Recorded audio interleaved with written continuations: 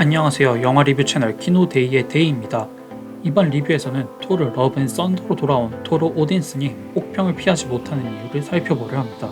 타노스와의 전쟁이 끝난 후 가디언스 오브 갤럭시에 합류한 천둥의 신 토르는 새로운 동료들과의 모험에도 불구하고 마음 한구석 공허함을 달래지 못합니다.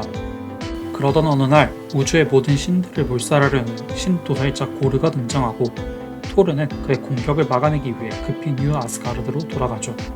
킹 발키리와 전 여자친구이자 부서진 묘인이를 휘두르는 마이티 토르가 된 제인과 제외하여 고르의 습격을 막아낸 토르. 그는 제우스를 비롯한 신들의 도움을 얻어 고르의 복수와 더 많은 신들의 죽음을 막기 위한 새로운 모험에 나섭니다.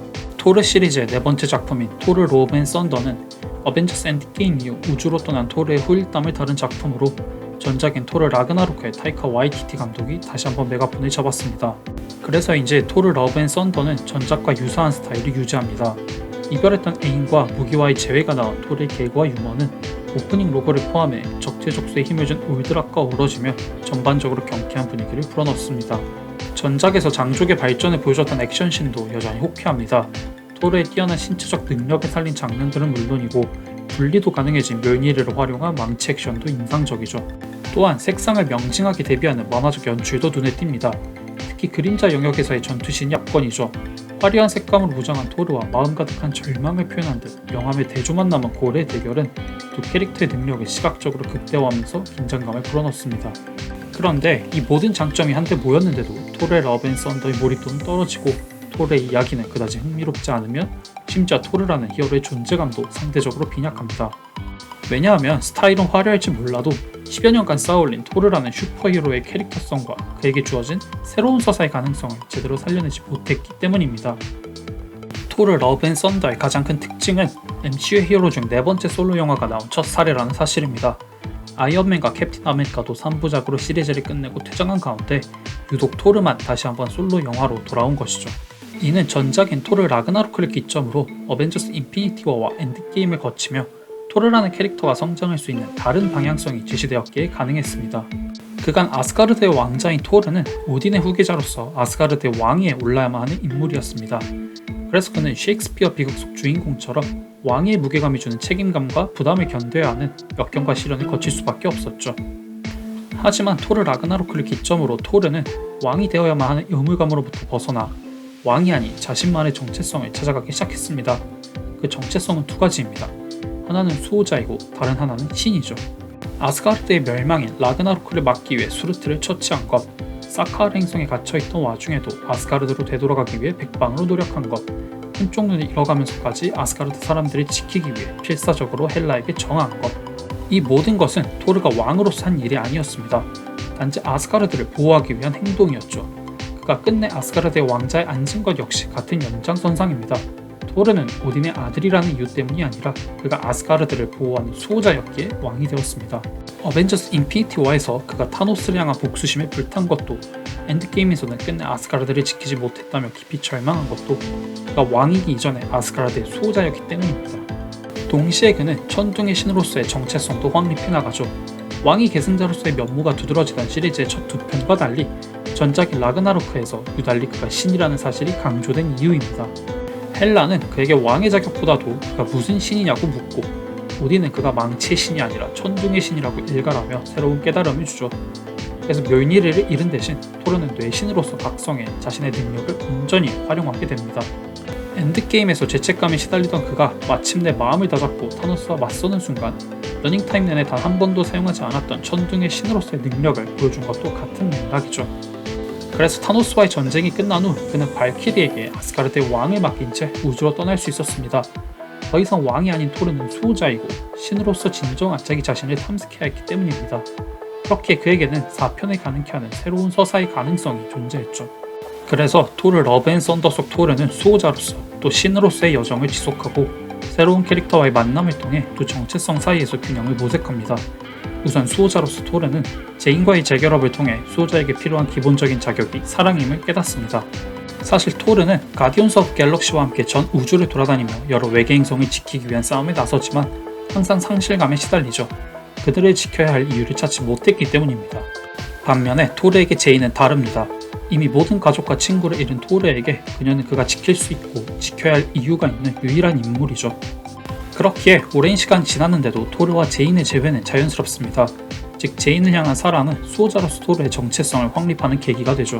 그가 묘인이르에게 그녀를 지켜달라고 부탁했기에 제인이 마이티 토르로 거듭날 수 있었던 것도, 홀로 고르를 상대할 수 없는 걸 알면서도 제인을 보호하려 하는 것도 같은 맥락에서 수호자로서 토르의 서사를 로맨스와 결부시킵니다.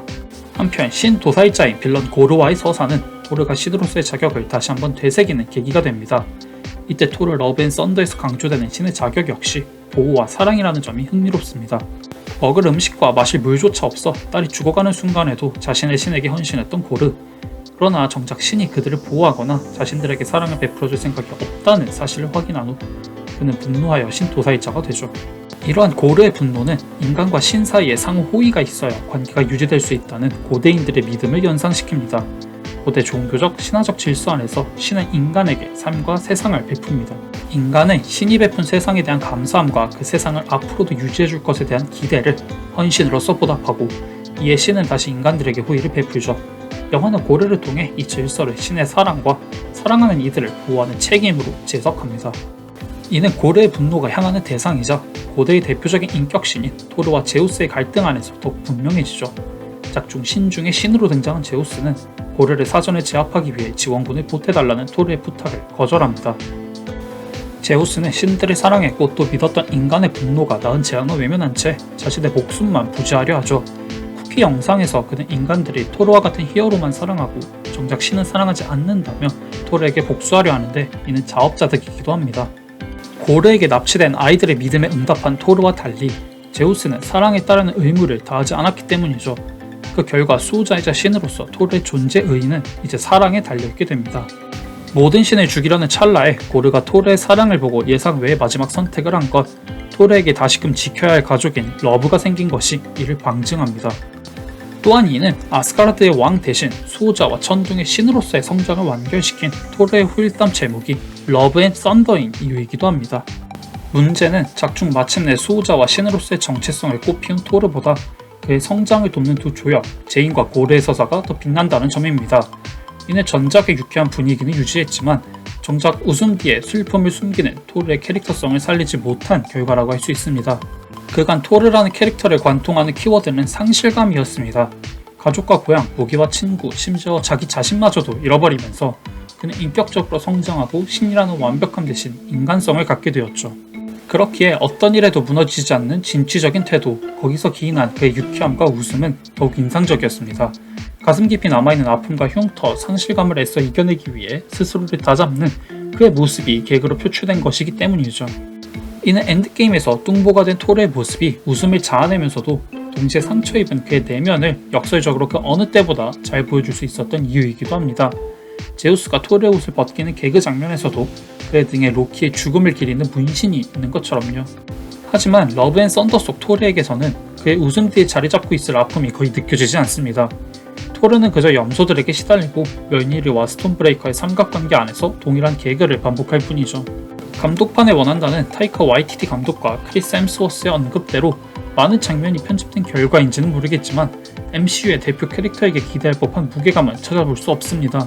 그러다 보니 그의 성장을 돕는 제인과 고르의 진중한 이야기는 전반적인 분위기와 어울리지 않고 이질적일 수밖에 없습니다. 또한 크리스천 베일의 연기를 만나 탄생한 고르는 조커를 연상케 할 정도로 섬뜩하고 제인과의 로맨스는 그나마 토르가 진지해지는 순간이기에 오히려 눈에 띌 수밖에 없죠. 따라서 자신의 서사를 완결짓는 결정적인 순간에 정작 토르의 존재감은 부족해집니다. 그로 인해 영화의 전개와 구조는 지나치게 평면적으로 느껴지고 이는 아이들에게 토르의 힘을 나눠주는 장면처럼 영화의 유쾌함이 유치함의 선을 자주 넘나드는 문제로 이어집니다. MCU에게도 어벤져스 원년 멤버인 토르의 실패는 큰 타격일 수 있습니다. 토르 러브 앤 썬더는 토르의 이야기를 어느 정도 매듭지음과 동시에 다시 한번 세계관의 확장을 시도하죠. 헤라클레스를 비롯한 더 많은 신들과 발할라라는 새로운 배경을 등장시키면서 그 스케일을 더욱 키우는 두 개의 쿠키 영상이 대표적입니다. 그러나 페이지 4 이후 커지는 세계관에 비해 각 영화의 완성도가 부족하다는 비판을 토르의 러브 앤 썬더도 피하지 못하는 이상 이러한 선택이 과연 득이 될지 독이 될지는 의문이 남을 수밖에 없습니다. 결국 이는 과거 케빈 파이기의 발언을 떠올리게 만들죠. 그는 시네마틱 유니버스를 구축하는 비법을 묻는 언론의 질문에 대해 세계관에 걱정하지 마라, 영화를 걱정하라 라고 답한 바 있습니다. 과연 지금의 마블은 작품 하나하나를 걱정하고 있는 걸까요? 적어도 톨 앤 러브 앤 썬더는 그렇지 않다는 심증에 확신을 더해줍니다.